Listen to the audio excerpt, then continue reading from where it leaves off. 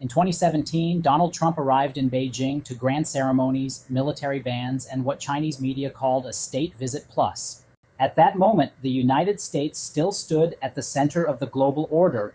America controlled the world's financial system, its military was unmatched, its technology companies dominated the internet.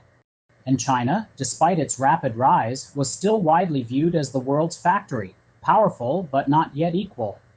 But when Trump returned years later, the atmosphere had changed dramatically. The trade war had reshaped global commerce. The chip war had divided the technology world. China had become the leader in electric vehicles, industrial manufacturing, and infrastructure. Artificial intelligence was becoming the new battlefield. And for the first time in decades, many began asking a question once considered impossible. Was America losing its dominance? This is the story of the dramatic transformation between Trump's two China eras and the growing battle between the world's two most powerful nations. When Trump first visited China in 2017, the relationship between Beijing and Washington was complicated but still deeply interconnected.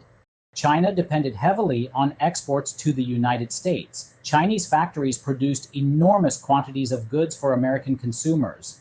At the same time, China still relied on Western technology in key sectors such as semiconductors, aerospace, and advanced software.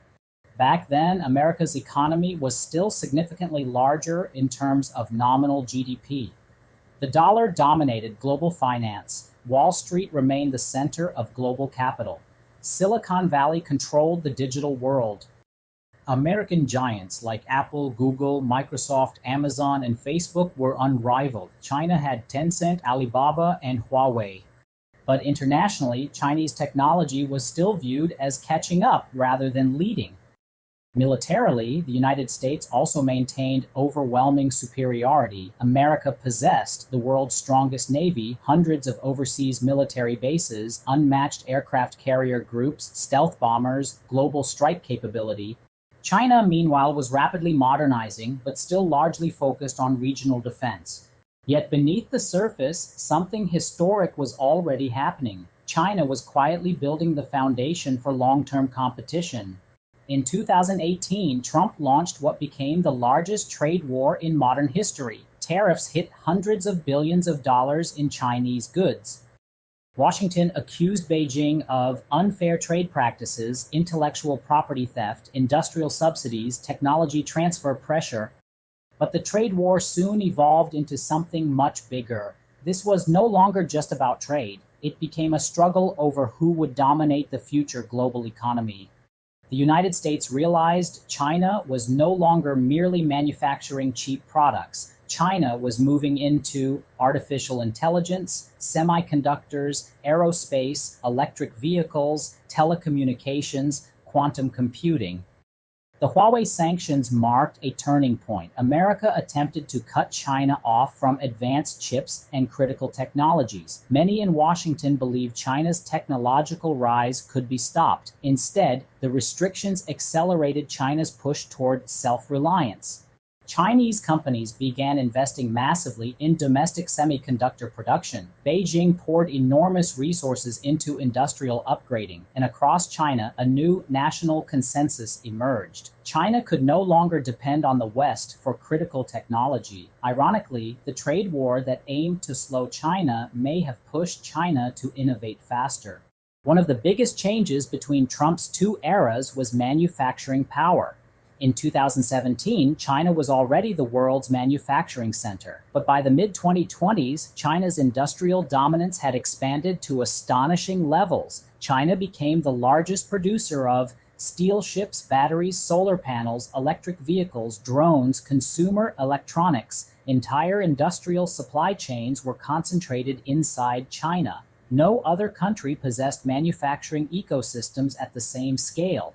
Meanwhile, America faced increasing concerns about industrial decline. Factories had moved overseas for decades. Supply chains became vulnerable. The COVID-19 pandemic exposed dangerous dependencies. Suddenly, Washington realized something alarming. The United States still led in high-end innovation, but China controlled much of the world's physical production capacity. And in geopolitics, manufacturing power matters enormously. Wars are not won by apps. Infrastructure cannot be built with social media. Industrial capacity determines long-term national strength. This realization triggered America's push for reshoring. The Biden administration later continued many Trump-era policies: semiconductor restrictions, industrial subsidies, domestic manufacturing investment, because both parties in Washington increasingly agreed on one thing: China represented America's greatest strategic competitor.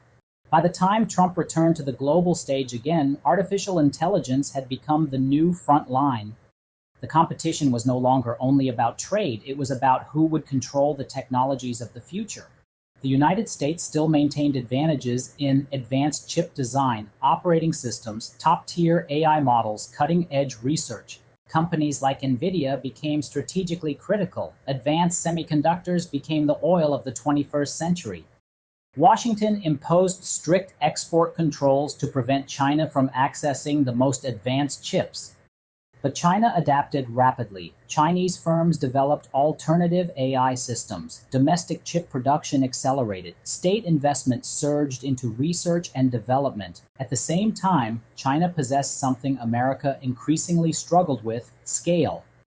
China produced enormous numbers of engineers every year. Its digital infrastructure expanded rapidly. Its mobile payment systems, smart cities, and industrial automation moved at extraordinary speed. In some sectors, China was no longer catching up, it was already leading, particularly in electric vehicles, battery technology, renewable energy infrastructure, industrial robotics. The AI war became symbolic of a much larger struggle. Could the United States preserve technological supremacy, or was the world entering a multipolar technology era?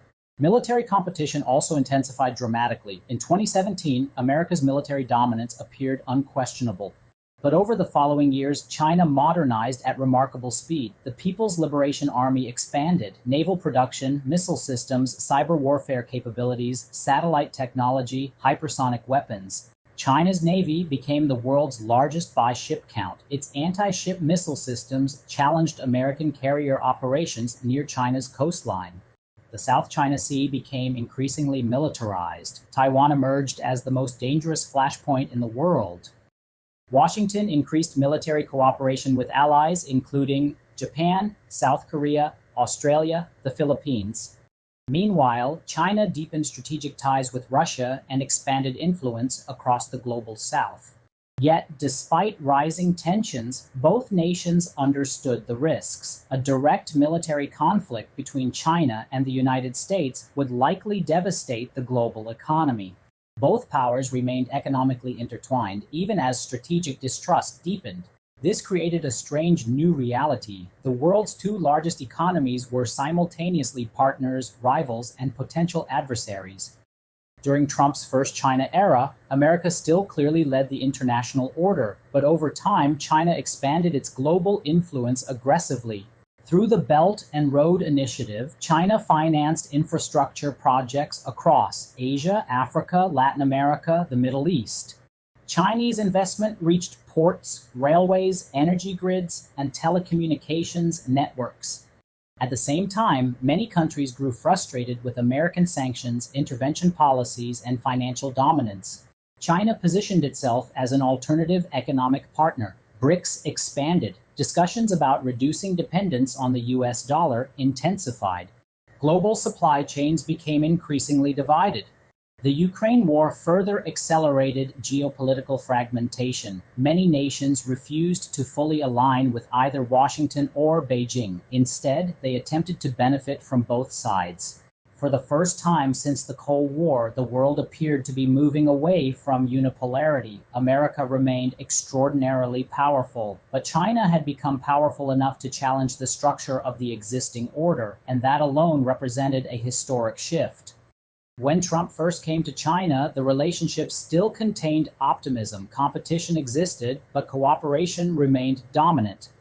By the time he returned years later, the atmosphere had fundamentally changed. Trust had collapsed. Economic interdependence was increasingly viewed as vulnerability. Technology became weaponized. Supply chains became political. Globalization itself began to fragment. Yet, despite everything, neither country could fully separate from the other. America still needed Chinese manufacturing. China still needed global markets. Both economies remained deeply connected, but psychologically, a new era had begun. For decades, the United States assumed its dominance was permanent. Now, for the first time in generations, America faced a challenger with massive industrial capacity, technological ambition, financial resources, military modernization, and global influence. Whether China will truly surpass the United States remains uncertain. America still possesses extraordinary advantages: world-leading universities, military alliances, innovation ecosystems, reserve currency, dominance, global cultural influence. But one thing is already undeniable: the balance of power has changed. Trump's two China eras captured one of the most important geopolitical transformations of the 21st century.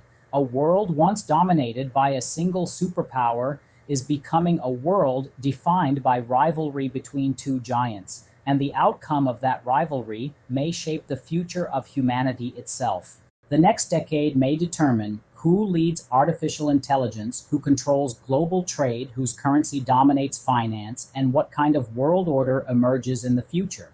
The question is no longer whether China has risen. The real question is, can the United States adapt to a world where it is no longer alone at the top? And if not, what happens next?